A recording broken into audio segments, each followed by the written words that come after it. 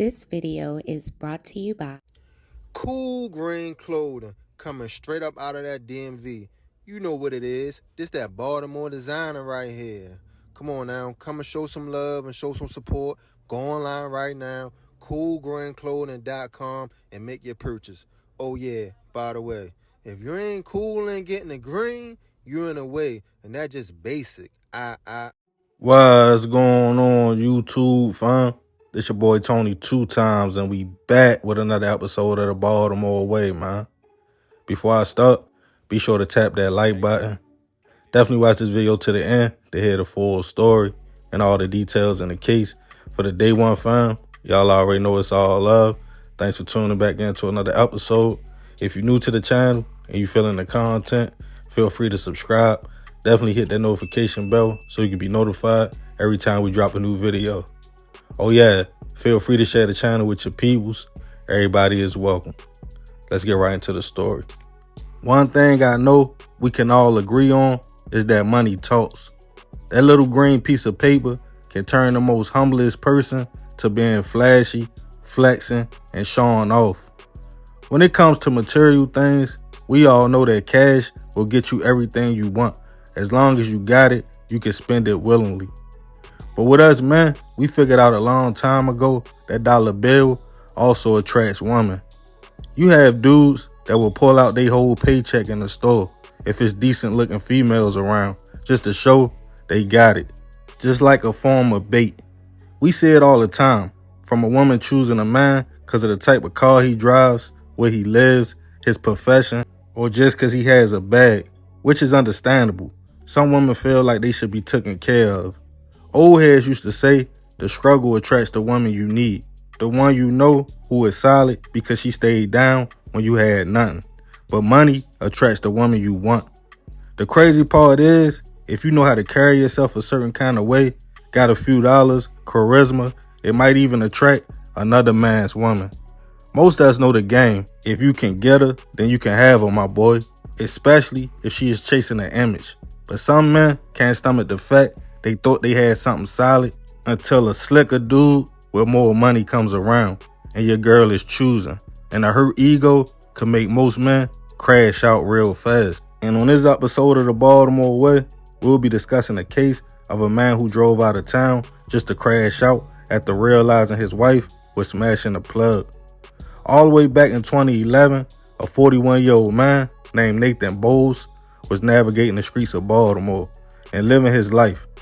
Nathan was doing all right for himself and had a nice apartment out Middle River in Baltimore County. He was making a few dollars, but see, Nathan's way of making money wasn't legit. He would go to New York with a few stacks, find out who had the cheap prices on the gas, and bring pounds back to Baltimore to flip. Well, he gave some of the packs to his runners or sold weight. The operation was going smooth. On one of his trips up top, he ran across a woman who we'll call Maya for the sake of this story. Maya seemed to be into Nathan. She liked his accent, the way he was moving, and the two would start linking up from time to time, having some adult fun. But whole time, Maya was married to a 42-year-old Brooklyn man named Quincy Jackson. Quincy wasn't a slouch. He tried to provide the best way he could, but it seemed his wife was seeking something different. Quincy soon became convinced Maya was dealing with another man. He decided to do his homework, watching his wife's patterns, what she was wearing leaving the house, checking her phone and text messages, until finally he realized she was having an affair with a man from Baltimore who often came in town. Quincy confronted his wife before calling Nathan, telling him, "Yo, bro, I'ma kill you if you don't stop sleeping with my wife." In typical Baltimore fashion, Nathan told the man, like, "Yo, you geeking. You gotta talk to Shorty about that." Quincy would start writing in a journal about his marriage.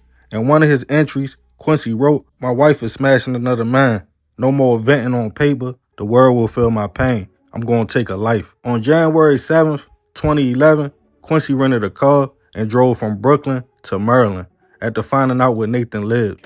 He parked outside the apartment complex in Middle River and waited. Knowing how Nathan looked, Quincy sat lurking. Not long after, Nathan walked out the building to put something in the car before walking back up to the building. That's when 14 shots went off, striking a man multiple times. As neighbors heard the shots, They called Baltimore County Police, who responded to the location to find Nathan laying in the hallway of his building, suffering from multiple gunshot wounds. He was rushed to a local hospital, but unfortunately, he wouldn't survive his injuries. Back on the scene, police found shell casings and a gun. They felt like that was the murder weapon, but they had no information on the shooting until a man approached them and requested an interview, stating he knew about the situation. The man, who we will call Joe, sat down with detectives and stated he worked for Nathan as a runner. He claimed Nathan would drive to New York to get product, then he would give him a few pounds to get off.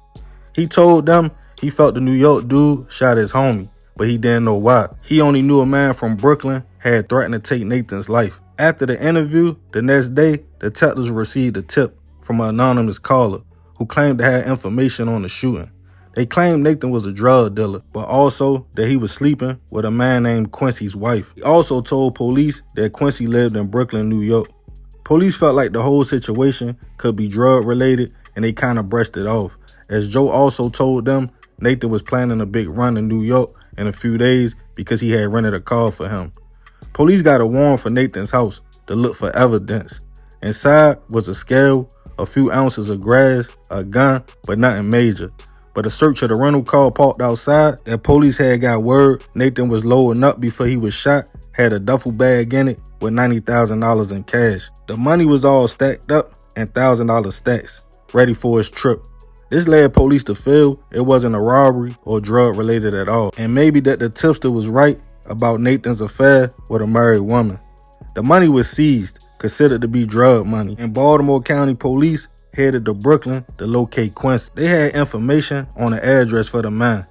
They sent NYPD to search the apartment. Inside, they found the journal where he wrote about his wife's affair, bullets that matched the same caliber on the scene, and a rental car receipt. Detectives tracked Quincy's phone location the day before Nathan was hit, and a few days later. It showed him rent the car, drive from New York, the whole route until he reached Baltimore County. Then not too long after Nathan was shot, take the trip right back with that same route. Quincy was taken into custody, charged with first-degree hit and use of a firearm and the commission of a felony. As the case made its way to trial, prosecutors painted Quincy as a jealous man who was mad his wife was sleeping with a drug dealer from out of town.